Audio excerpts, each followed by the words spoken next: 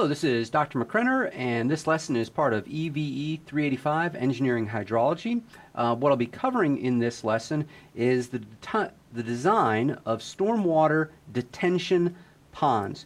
Now, there are a few resources that are available to you for reference and to look at, but really this lesson is probably going to be your key resource for the design of stormwater detention ponds for the purpose of this course.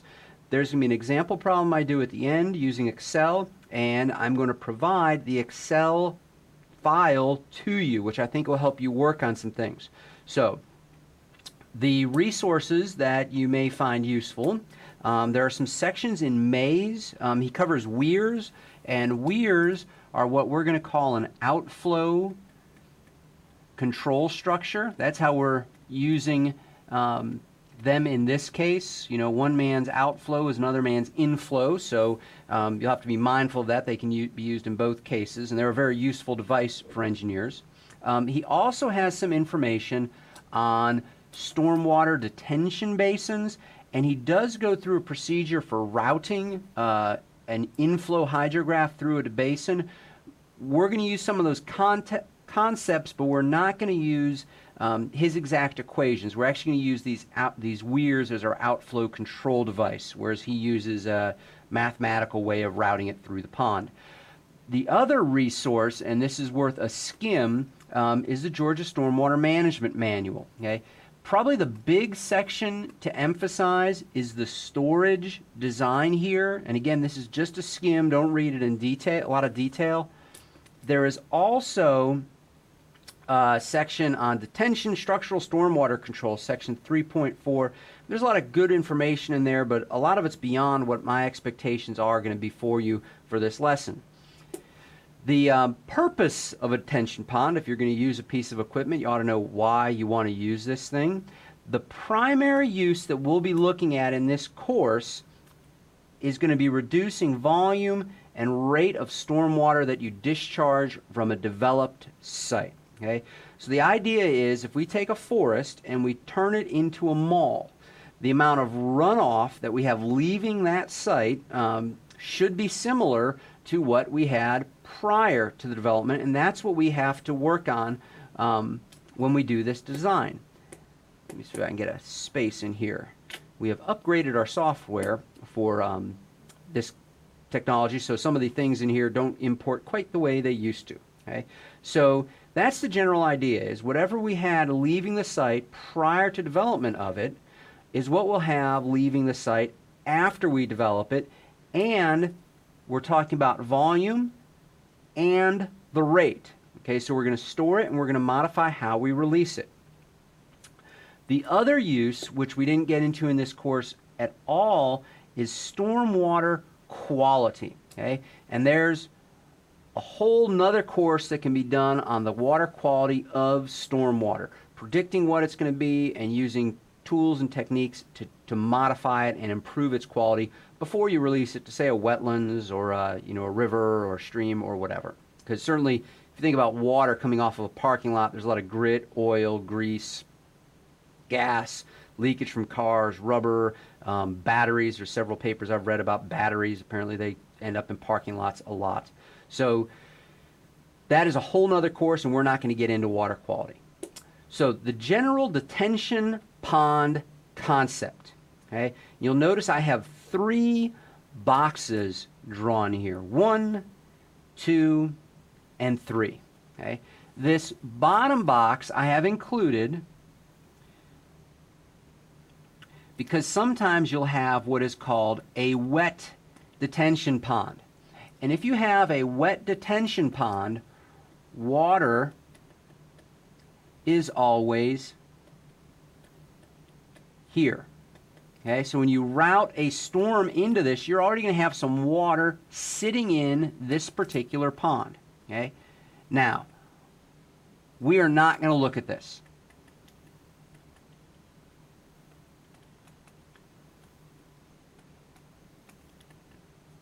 Okay, we're going to look at the volume above that. Now, all the techniques we're going to do would work if you had wet here, but there are a few additional considerations. So we're just going to treat that wet area as if it were dead space.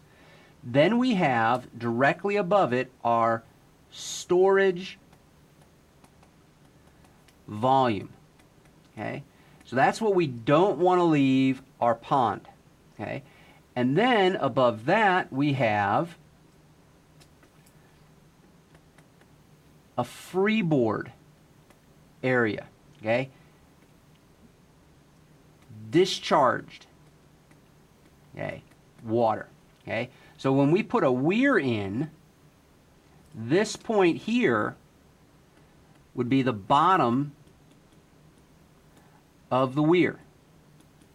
Okay, so once we reach the weir height, then we would start to have outflow. Until we reach the weir height, we would not have outflow, and again the pond would eventually drain down to where that weir was. Okay, so we would have inflow, okay, inflow from the development,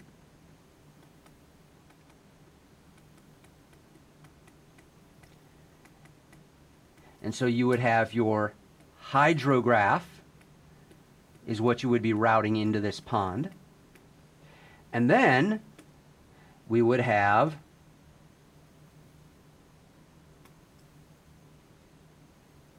let's use that same one. We would have outflow. Okay, and this is going to be controlled by weir type, by I should say outflow structure,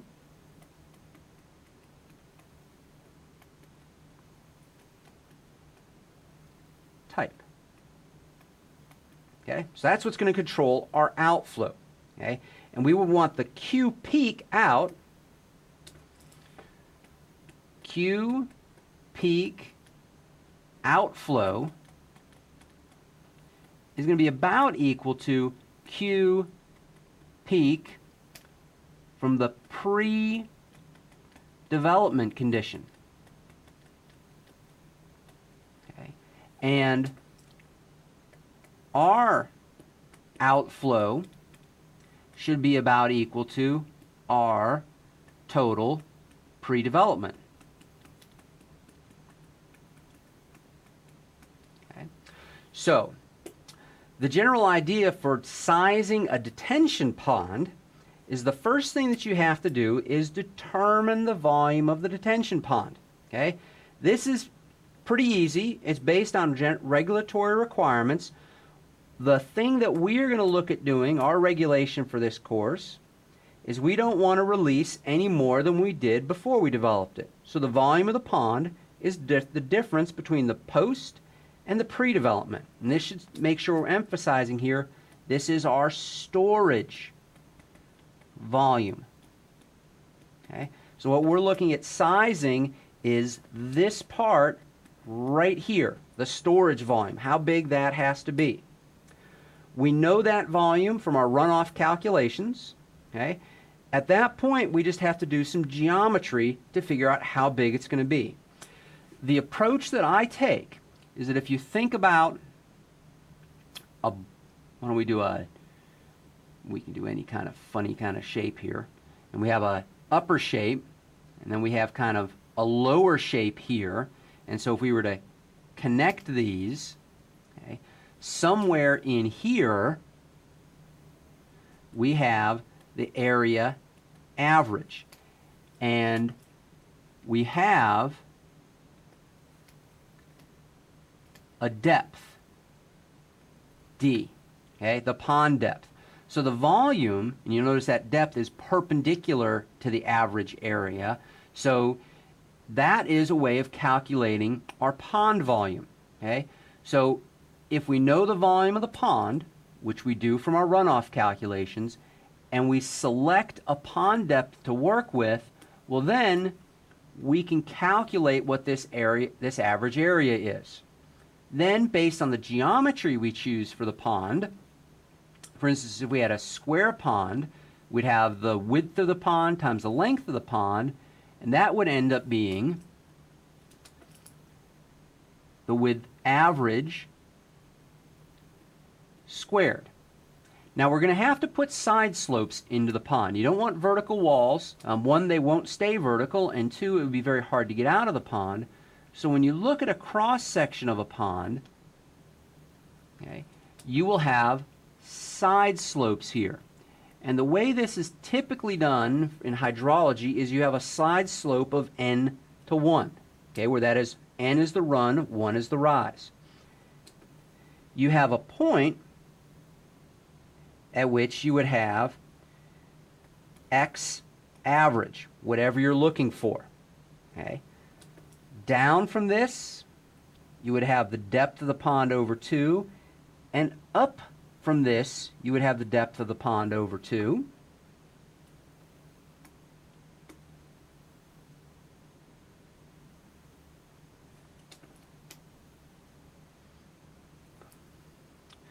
So when we want to find x for the surface, okay, it would be equal to x average, okay, plus n times d, and I've developed that above for you. At the bottom, you would have x for the bottom would be equal to x average. This time we're reducing. I'm going to put this underneath here so we don't run out of room. X average minus the amount you would come down, which would be minus n times the pond depth. Okay, and that's developed above for you.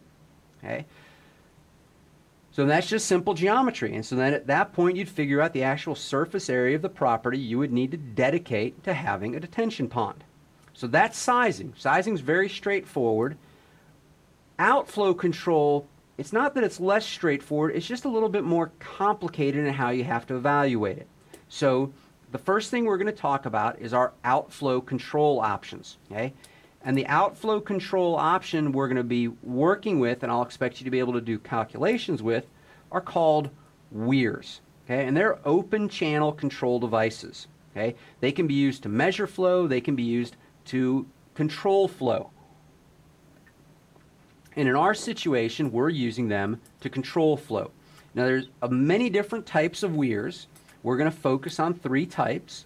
The first one is a sharp crested weir. And so I've provided a figure for you here from the maze text that looks at in cross section. So you can see our flow is going this way, okay, that way, and then we have this flow here that's created, okay, and we want to be able to find Q. Now I'm not going to go through all the derivations of this. This is the general equation for a sharp crested weir. Okay? Notice that this is dimensionally consistent. Okay? Q is going to be in length cubed per time. Okay? C sub d is a coefficient. Okay? B is going to have units of length. H is going to have units of length. Okay? B here, I should also note, is the width of the weirs. That would be looking into the page. H here, notice that H here is measured the depth from the top of the weir up. Okay, not the total depth, but the depth above the weir, the height above the weir. Okay? And G has units of feet per second squared. Well, when you plug into this, you can check this if you don't trust me, and I encourage you not to trust me, your units will work out. Okay? Now, it's common to kind of lump together that coefficient that fits the weir with any other constants that are involved and the square root of 2g term. And so when you do that, you would have this, and we can work that out. Okay? So C sub W, so if you're using a sharp crested weir, this is the fitting parameter that would go in front of that. So you could say that Q then is equal to C sub W B H to the 1.5. Okay? And the units on C sub W are length to the 1/2 over time. Okay? And you just need to be mindful if you're working in U.S. customary units, feet and seconds, or SI units, meters and seconds. Now, a broad crested weir, I think we can get these two on the same page here. You'll notice that this feature, this long distance here, is what makes this a broad crested weir as compared to the sharp crested weir, which has this nice point there that the water's falling over. When we look at a broad crested weir, you notice our equation is quite similar, but it does have some variations. In particular, our front multiplier, the C sub W term, has changed. We still have the width of the weir, and we still have the height above the weir. Okay? So Q here is flow rate. B is width. And H is water height above weir. And you'll notice in here that it is measured at a stable point upstream, not right above the weir, but upstream from it. When we calculate our C sub W term, it all drops out nice for us. Okay, we don't even need a C sub D fitting parameter this time. And if we're using the British units, that's what our calculation would be. Okay. The last type that we're going to discuss is a V-notch weir. Okay. We can't really show this one in profile. Okay. So we've shown it facing us, so the flow would be coming out of the page at us. You will notice one of the design parameters is theta now. Okay, this actual angle down here is to how far open the weir is. Okay, and you'll notice they have the H again, okay, and it's measured upstream at a stable point. And so here's our water level, okay, and the flow is coming out of the page at us. Okay. When this is calculated, you notice we have a nice big term out front here this time. And included in that term is theta, okay, the angle of the weir. H now is raised to the 2.5. Okay. This is still dimensionally consistent. Okay. If you plugged in your units and followed all of the things through, you would end up with cubic length per time. Okay. Q is again flow rate. C sub D is a calibration coefficient. Okay. Now, since I cut and pasted things, we've got a B term here. Maybe I can actually even delete it. Don't think I can, but I can do this. Scratch that out. We don't have a B term since it's a V-notch weir. H is upstream height of water above the weir.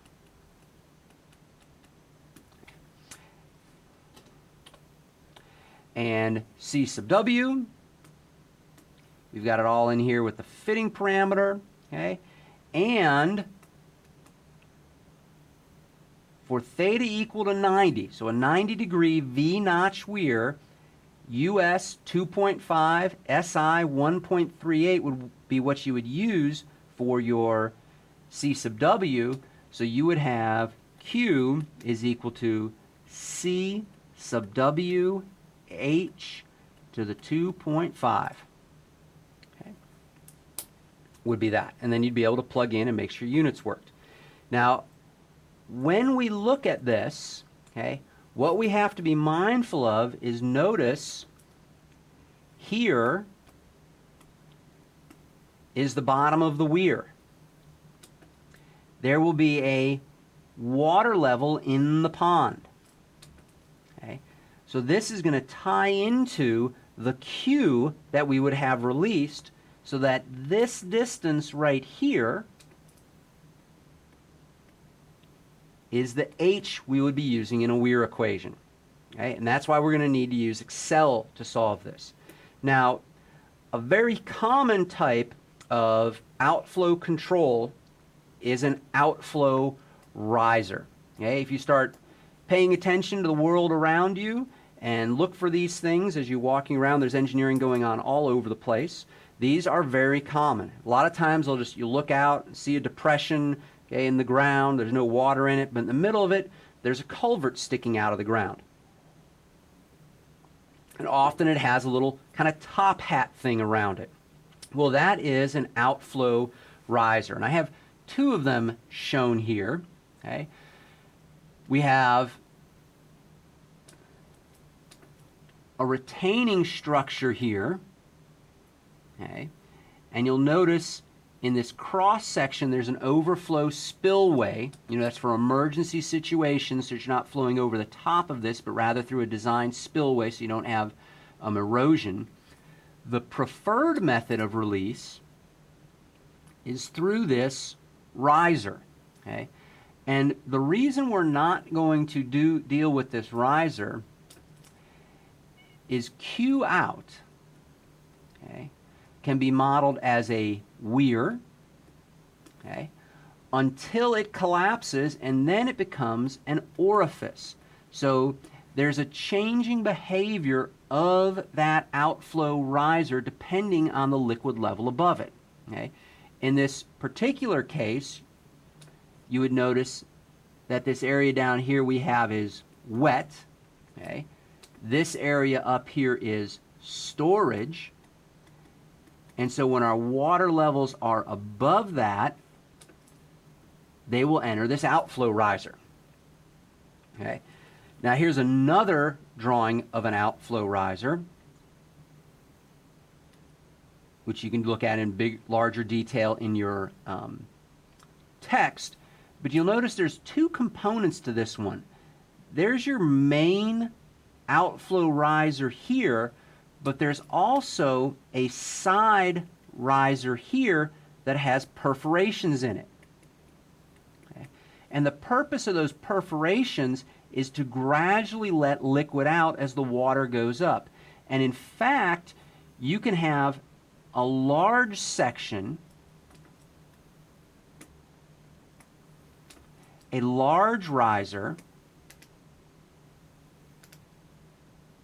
okay, solid sections beneath a point. Okay, so this might be your storage. And then as you go up, you'll have perforations in this pipe. Okay? So you would have in this region Q due to orifice flow, and then in this region you would have Q weir or Q orifice, okay, depending on the water level above it. So you can see why we're not going to be getting into these outflow risers. Okay, there's a lot more going on with them, and we could spend a lot of time modeling them and talking about them. A lot of good engineering in there, though. So the approach to designing the outflow control. Okay, first thing you have to do is you've got to get the detention pond's inflow hydrograph. Okay, so this is your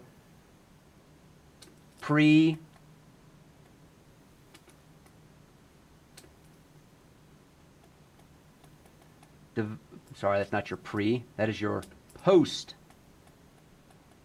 develop Qs for the hydrograph. Then you've got to size the detention pond storage volume. You have to have that. Okay? Then we're going to pick an outflow control device. Okay? And for our purposes, that is going to be a weir. And we have three that we'll choose from. I won't surprise you with anything but those three. So I won't surprise you with another type. We'll do one of those three: sharp-crested, broad-crested, or V-notch. Then we're going to have to use Excel to route the inflow hydrograph through the detention pond and calculate the outflow hydrograph. And lastly, you have to take a look at that outflow hydrograph, particularly the peak rate. Does it match? How does it correspond to QP pre-develop? So what I'm going to do at this point is hop over. That's what's my last one here. I'm going to hop over to my example problem. First, I ought to tell you a little bit about it. So I'm going to go over to the example problem.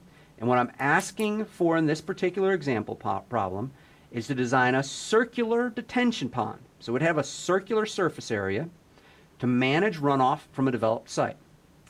The storage pool would have a depth of 2 feet, and we're going to use 3-to-1 side slopes. The outflow control structure is going to be a broad crested weir. Okay, so I already have my Excel file ready. Okay, so this is actually a problem from an old homework set. Okay, or at one point in time it was an old homework set. So I have my pre-development analysis done. Then I have my post-development analysis done, which was done in 2 parts. The not directly connected impervious area plus the pervious. Okay. Then separately, the directly connected impervious area. And then I have my summary results for problem 5, okay, which would have been post-development.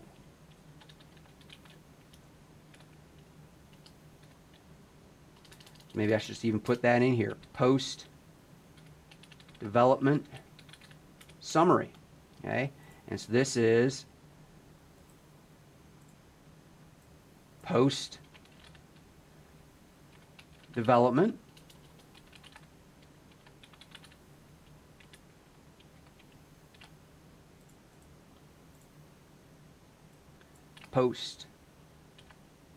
won't let me paste.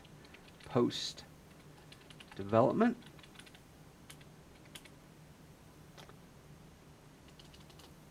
develop and pre-development. Okay, so I've done my pre and my post-development analysis.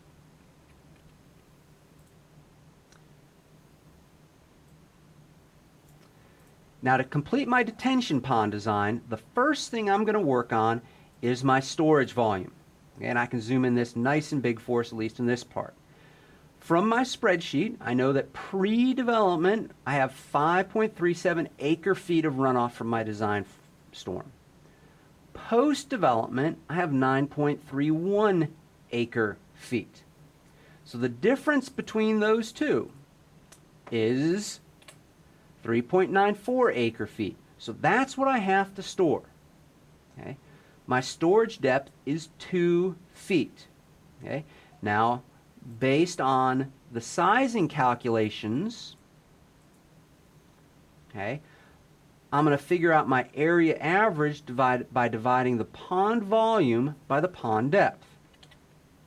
So my average area of my storage pool, that's at that midpoint, a foot from the top and a foot from the bottom in this case, I have 1.97 acres at that level. Now I'm going to convert that to square feet, and then I'm going to find my radius. Okay, and hopefully you remember, so the area of a circle is pi r squared. So I found my radius here. Okay, divided by pi and then took the square root. The side slopes are 3-to-1, run to rise, which means for every foot we go over, we go up 3 feet on either side.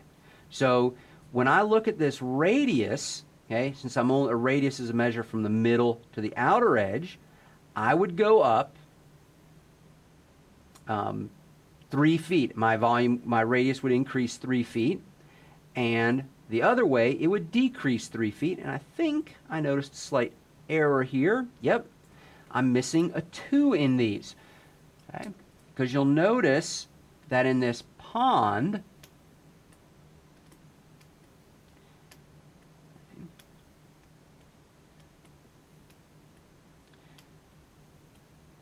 if you look at this, each side of this is ND over 2. This is ND over 2. This is ND over 2. And this is ND over 2. So, actually it looks like I didn't make a mistake, because you would have ND over 2, ND. Perfect. Okay. So here, we would go up just N times D over 2, which would be 168. Okay. We would also come in, okay, because we're looking at the bottoms of this. Let me see if I can draw this here without this going crazy on me. Nope, can't. It's a good idea, but it won't let me draw in here. Okay. Maybe I should go into here and hop down. Boom.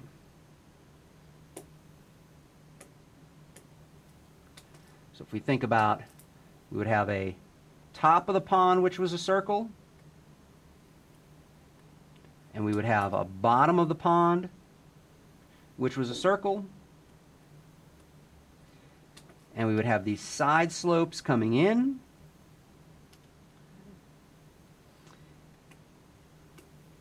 if this distance is D, then this distance coming out here, and if this is 3 to 1, okay, this distance would be 3 times D. Okay, because for every one you go over, one you go up rather, you go out 3. Okay, so hopefully that makes a little sense, and you can draw it out for yourself in a little more detail if you need to, or sit down and talk with me and I'll draw a bunch of figures. Okay, and then you would have a middle point where you would have our average. Okay, so from there we've got our storage volume, and I always like to do a little volume check at the end of these things just to make sure I haven't made any mistakes.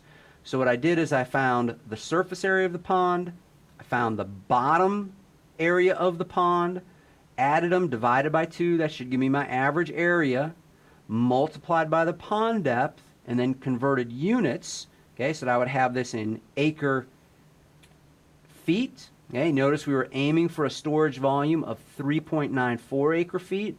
We ended up with a storage volume of 3.95 acre feet, or 171,897 cubic feet. Okay, so at this point, if I just asked you to design the storage, you'd be done. Okay, and so I can actually hop over here, and when I put these in, for the problem we're doing, this would be 168 feet, and this would be 162 feet. Okay. So now we need to start designing the detention pond. Okay, and remember, I will be giving you a copy of this spreadsheet. Okay, the maximum outflow rate that's going to be allowed is the 6.07, and you notice I got this from my pre-development design. So when I go back here, here's my pre-development design. Its outflow hydrograph 6.072 CFS was the peak. Okay, so that's my outflow. Okay. I've already done this, so you'll notice that at this point in time, my outflow rate predicted is 9.92 CFS. Okay? Let's not obsess about that right now. Okay? I'm going to show you how to calculate that. Okay? I'm going to be using a broad-crested weir, and so I've decided on initial weir width of 5 feet. Okay? One of the things I am going to need to know is, since I'm going to be putting water into the pond, I need to know how the pond depth is changing with volume. So how do the volume of the pond and the pond depth correspond to each other? Well, you can certainly do this at every time step using equations, but it's a lot easier to see if you can't get a nice straight line fit. Okay? So what I did, okay, and what you should do, is you start by predicting your pond depth. Okay, so at 0 pond depth, you would have a radius at that depth, and you would have an area at that depth. Okay? And just because I'm odd about these things, let me put my units in here. Okay, so that I have my little subscripts correct. Boom. Okay, so now everything looks nice in there. Let me replace my boom. Okay. You would have an area at that depth, and notice our numbers here, very close. Area at the bottom of storage, because there are some extra units here we're not seeing. Notice this is 162.4. Okay. Pond depth is 0. Radius at the bottom of the pond would be 162 feet. The area, so this would be this bottom area, would be 82,448 feet squared, and we wouldn't have any volume at that point. When there's a pond depth of 1 foot, that radius with 1 foot of depth would be 165 feet. Okay? We just use the simple area of a circle, pi r squared, and we get that area at that depth. Now, my volume, okay, is going to be the average area. So the area at our depth plus the bottom area, divide it by 2, multiply by your pond depth. And so all I did was continue that process all the way down here. Okay? So I got pond depth versus volume, and then I plotted those points. Okay? And so you'll notice these green triangles are a plot of all of that. Then I added a trend line to it. Okay? And my trend line here has a nice fit. If it was perfect, it would be 1. But 0.9988 is awfully close to 1. And we have a multiplier here. This is y equals mx minus our b in this case. X is pond depth. So this is the slope of the line. So this is the change in the volume of the pond per change in depth of the pond. Okay? So now if I know we go up a foot, our pond volume changes 97,179 cubic feet. If it goes down a foot, my pond volume changes 97,179 cubic feet. If we change the pond depth 2 feet, it changes double that, approximately, what is that, 194,000 and some change there, cubic feet, if the depth changed 2 feet. Okay? This is useful to us. Okay? So I have my change in volume with respect to change in height now, in cubic feet per foot. So that's change in pond volume per change in, we call that depth. Okay? Now, I set up a computation table here. Okay? And so you'd want to start with all of these same headings. Okay? Time and hours, I always put time step in when I'm doing calculations because I might need to use it. Okay? The inflow hydrograph. Okay? All I did was collect my data from my post-development summary over here and pull the information over. Okay? So that's how I populated this column, just with that nice interpolation tool again. Pond outflow is going to be a function of pond depth, but we won't have any outflow until we've filled our storage volume. Okay. So if we take a look at our pond here kind of in cross section,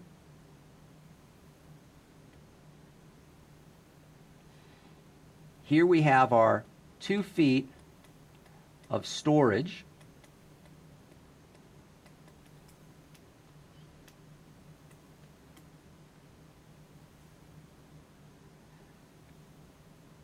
Then up here, we're going to have our freeboard. And this is released water.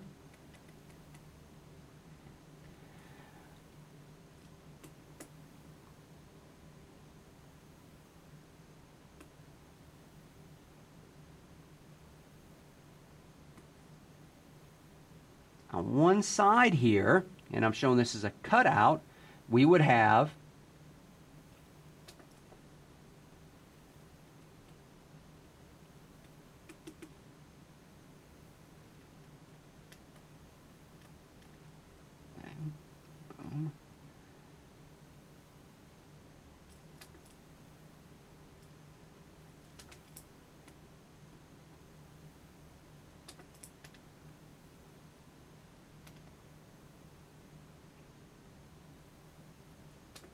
this broad crested weir. Okay? So when our water level's here, all of that's stored. Water levels above this would be the H we use to discharge and figure out this Q. Okay, the Q that we're having out. Okay. So until we consume that bottom storage area, we don't have any release. Okay, so I've got a change in volume here set up in CFS. It's just Q in minus Q out. Okay, so maybe we should put this delta Q. Check my units here. Okay.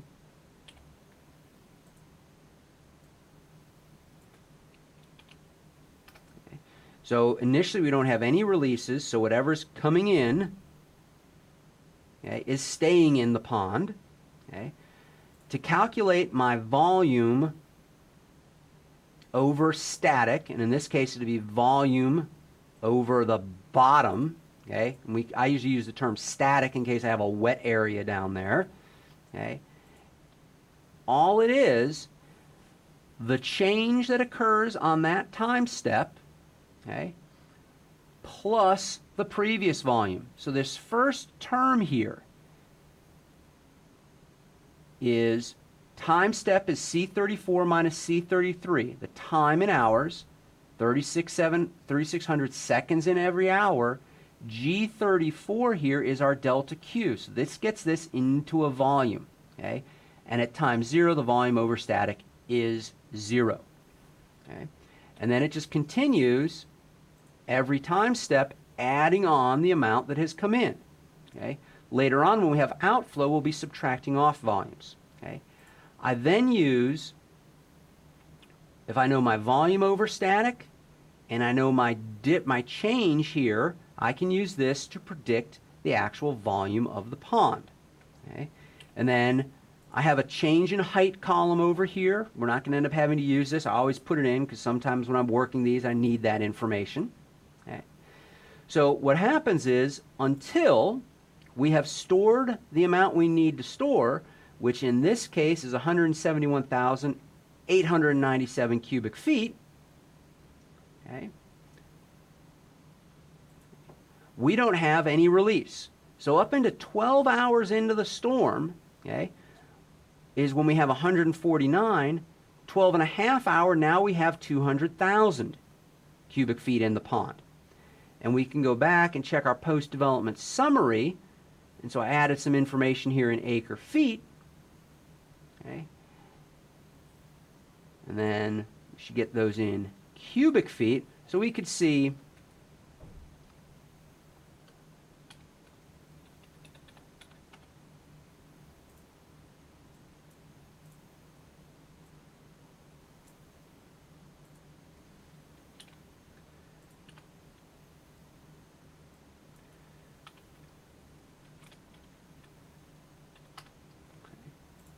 that sure enough, between 12 hours, well, numbers seem to be a little bit off here. But that's because we're predicting from our, where I multiplied 43560, acre feet, boom, that should be cubic feet. Because we've predicted with our Q values here, but we can see we've got a little error in here. So, or actually, no, we don't. 11 hours, 12 hours, we're at 232. So we have a slight discrepancy, but we'll work with that. So slight problem because we're using these Q's instead of the actual direct R calculations, but it runoff calculations. So at 12 hours, we have 149,938 cubic feet that have entered our pond. Once we exceed 171,897 cubic feet, we want to have outflow. Okay? Well, that occurs somewhere between 12 and 12.5 hours based on what we have here. So the way we do this is it's called backward forecasting or backward predicting. We use information from the previous time step to predict what will happen at the next time step. So at 12 hours, we have yet to exceed our storage volume. Somewhere between 12 and 12 and a half hours, we exceed that volume. Okay? So now that we're above that volume, we can actually calculate a depth in excess of 2 feet. As you'll notice here, we're at 1.54 feet. 13 hours, we're at 2.07 feet. So now, since we're above 2 feet, we're going to have some release. And what I have here is the equation for a broad-crested weir. Okay. So there's the broad-crested weir. Okay. There's the design equation, because Q is going to be equal to CW, B the weir width, height above the weir raised to the 1.5. Okay. So we can plug this in. The information it uses is actually the depth from the that we calculated at the previous step, but I bring it over here, so it kind of makes all of our predictions look nice. But at the end of 12 and a half hours, we would say we have 2.07 feet in the pond.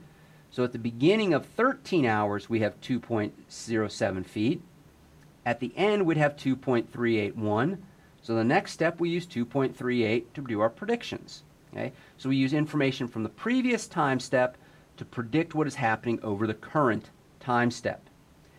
So from that, at that point, it's just a matter of copying and pasting.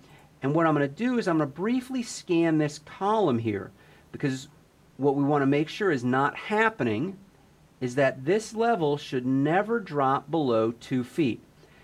Mathematically, that can occur if you oversize the weir, or if you have very large time steps, and large means ones that cause errors. You could see this dropping beneath 2 feet, and we shouldn't see that. Okay? So at this point, I've got all of my information in here.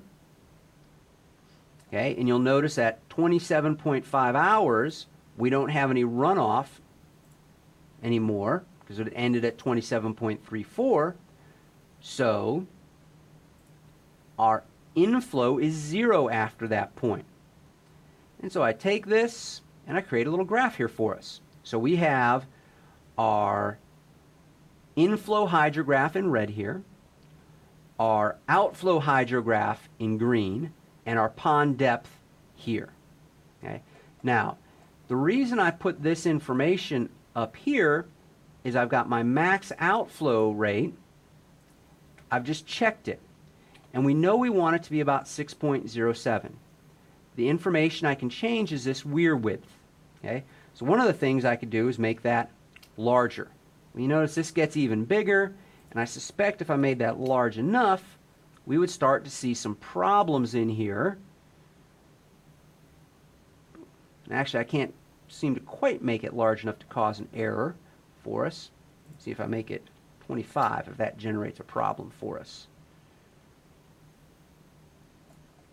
About 100. Of course, 100's insane, but certainly couldn't. So there he goes. Now it starts causing a bunch of problems for us.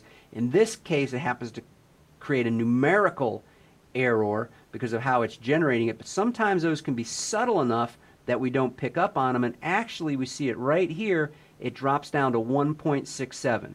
Well, once we've gotten to 2 feet, we should never drop below 2 feet. Okay? It's physically impossible for that weir to discharge water that's beneath it. So when this was 5, we know it wasn't good. When we increase to 10, we can see our rates are increasing. Well, let's decrease it from 5 now. We can see that's better. Let's go down to 2. Still not quite low enough. Try 1.5. Well, that's better. Okay. I think we could actually use solver here.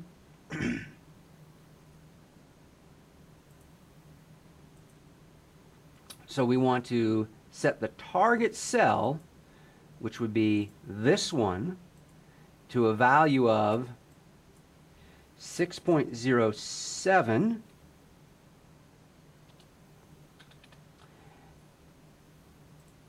and we're going to change this cell. Now let's have it solve. And so there we go. We've got a nice match now.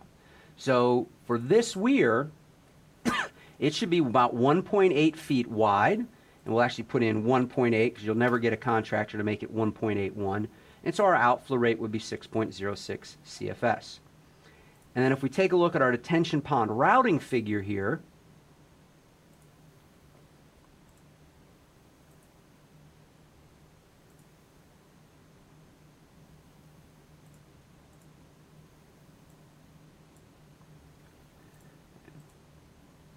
we have in blue the pre-development hydrograph, okay? And I've just laid these out in times where everything starts at 0. I haven't staggered it because obviously your peak for your green one would be shifted over because you would have had runoff enter the pond and then out and so on. So post-development we have this peak in excess of 35. Pre-development 6.07. You'll notice our outflow from our pond now, if you look at those shapes, they're similar, okay, similar peaks, and the volume under those two should be the same, okay? And if I wanted to change this to a different type of weir, it's just a matter of going into here and changing my weir equation that I would be using, okay? So I think I have enough time in this lesson to make a quick change for us. If I wanted to go to a sharp crested, be 3.33 and raise to the 1.5.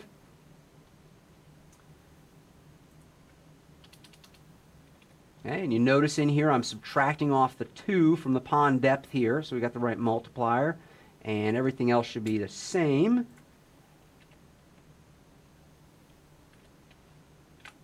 Okay. When we come up here, you'll notice a sharp crested weir. We get different rates now, and let's see if we go down to 175.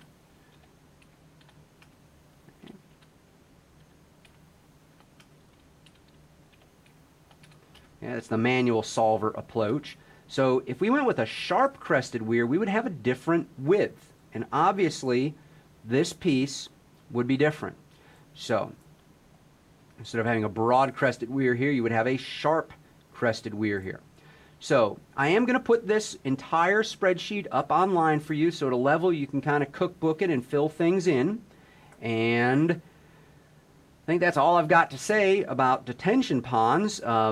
I think there'll be a good bit of questions on it because it's starting to put a lot of information together, but I hope when we're done covering this, you'll be able to use detention pond to keep your community's head above water.